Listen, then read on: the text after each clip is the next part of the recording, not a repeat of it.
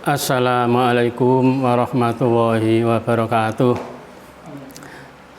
Selamat bertemu kembali anak-anak pada Bapak Mahmudun, pengampu pelajaran IPS. Mari kita buka bukunya halaman 63, yaitu mempelajari tentang pluralitas masyarakat Indonesia. Sebelum mulai materi ini, mari kita baca bismillah bersama-sama. Bismillahirrahmanirrahim. Anak-anak sekalian, bangsa Indonesia ini adalah termasuk bangsa yang plural. Apa plural itu, anak-anak? Pluralitas itu adalah keberagaman atau kemajmukan yang terdapat dalam suatu bangsa atau masyarakat Indonesia yang mendorong tumbuhnya persatuan dan kesatuan. Itu adalah plural atau pluralitas.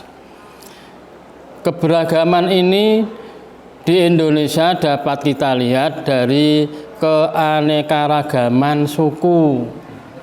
Sukunya banyak sekali. Kalau kita ini termasuk suku Jawa, ada suku Sunda, suku Jawa, suku Madura, suku Bali, suku Mentawai, suku Bugis, suku Minang, dan lain sebagainya. Itu sukunya.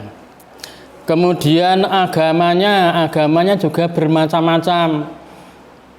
Agama yang berkembang di Indonesia ini yang diakui oleh pemerintah ya pada masa Orde Baru kemarin ya, itu ada 5. Ada agama Islam, agama Kristen, Kristen Protestan, Kristen Katolik, agama Hindu, dan agama Buddha.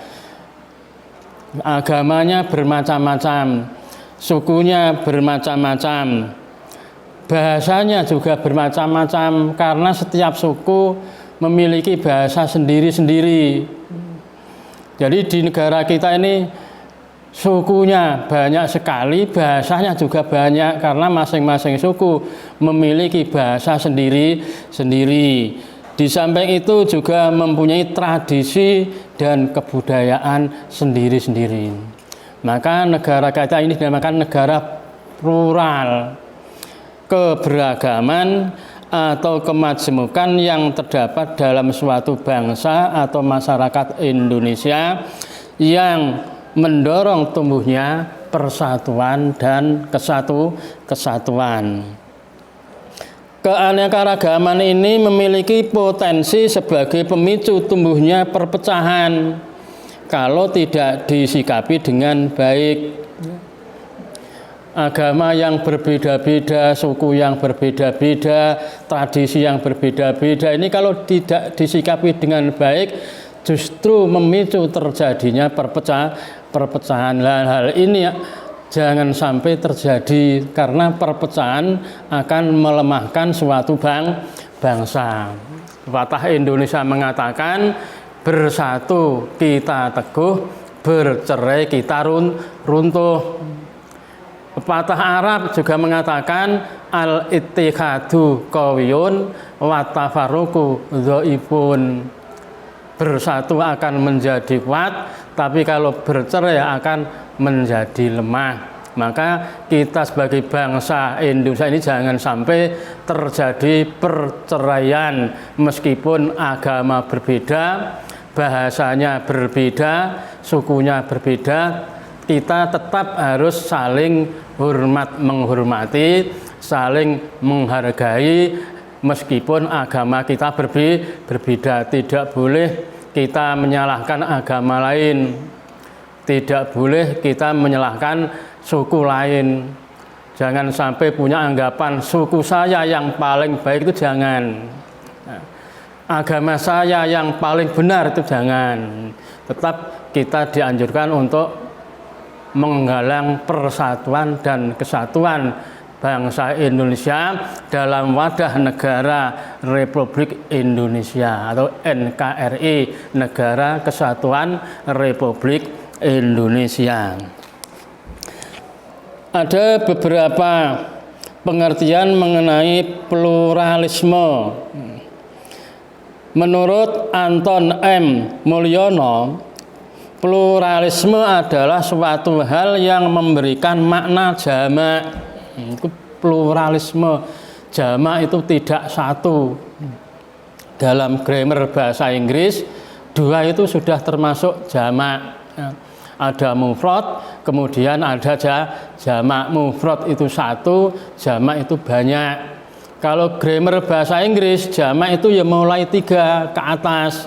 Karena grammar bahasa Arab itu ada mufrad, ada tasniyah, ada jamak.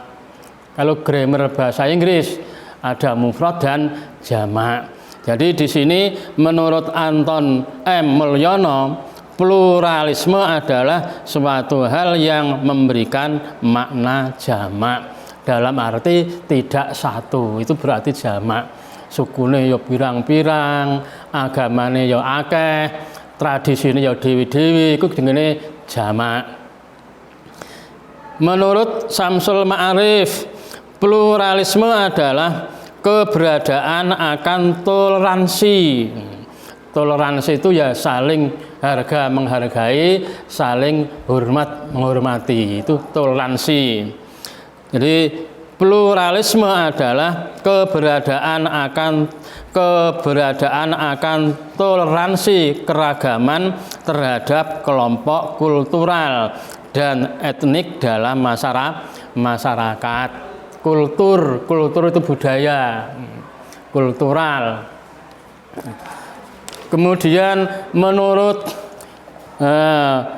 Westel, pluralisme adalah suatu keadaan sosial dari beraneka-ragaman etnis, agama, ras atau lainnya yang rela mempertahankan tradisi dan tetap berpartisipasi kepada sesama masyarakat.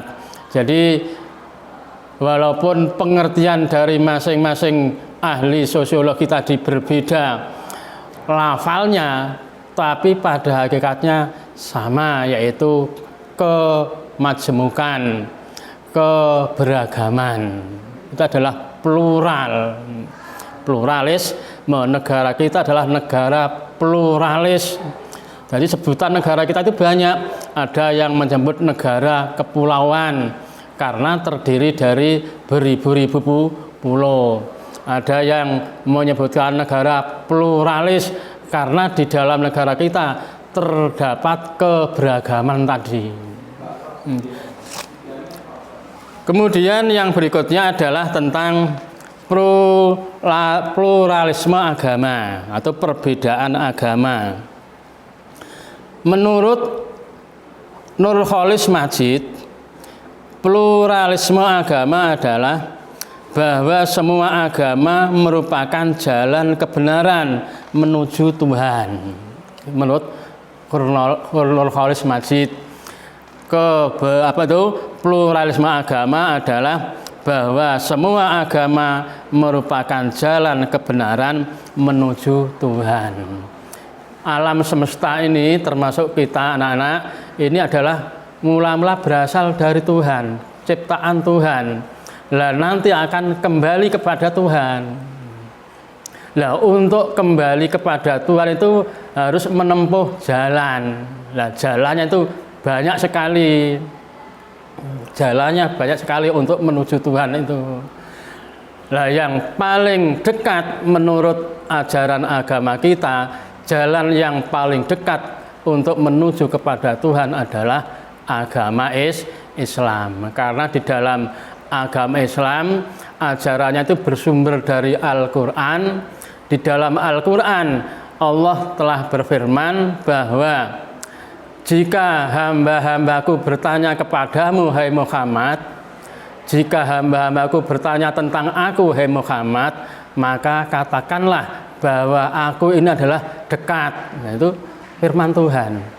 Jadi jalan yang paling dekat untuk menuju kepada Tuhan menurut ajaran agama kita adalah agama Islam. Tapi kita tidak boleh menyalahkan agama lain.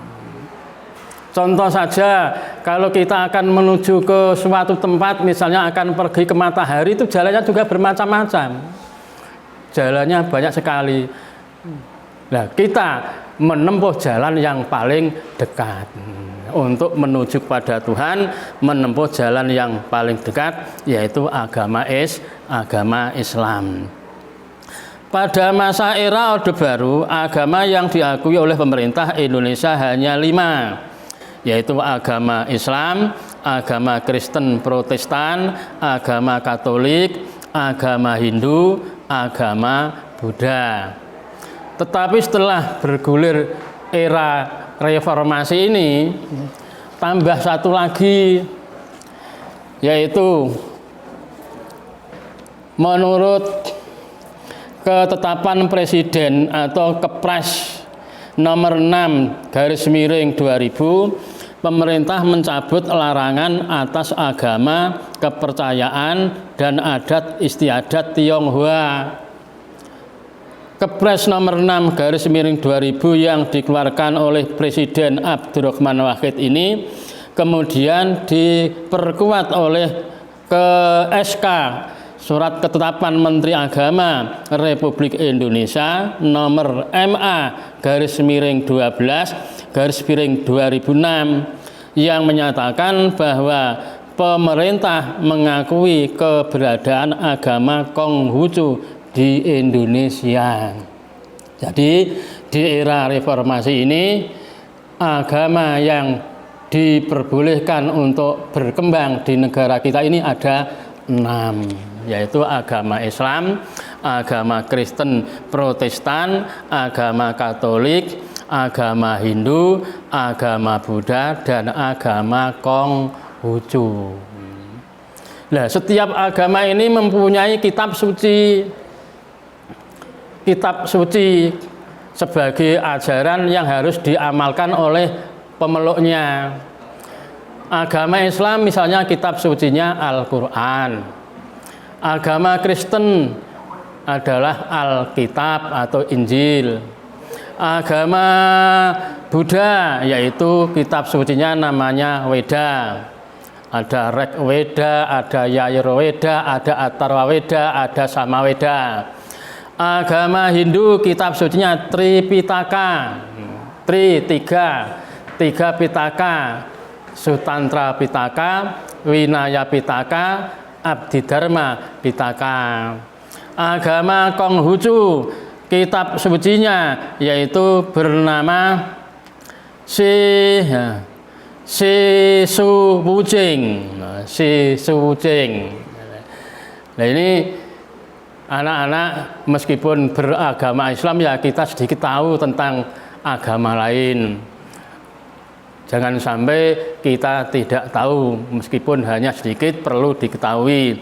Kemudian pembawanya, kalau agama Islam jelas yang membawa adalah Nabi Muhammad. Agama Kristen pembawanya adalah Yesus Kristus. Yesus Kristus itu kalau di dalam Al-Quran ya Isa ibnu Maryam itu. Agama Katolik kitab sucinya Alkitab, pembawanya juga Yesus Kristus. Agama Hindu nama pembawanya adalah yaitu tidak diketahui pembawanya agama Hindu. Sedangkan agama Buddha pembawanya Siddhartha Gautama. Kemudian yang agama Konghucu pembawanya adalah Konghucu.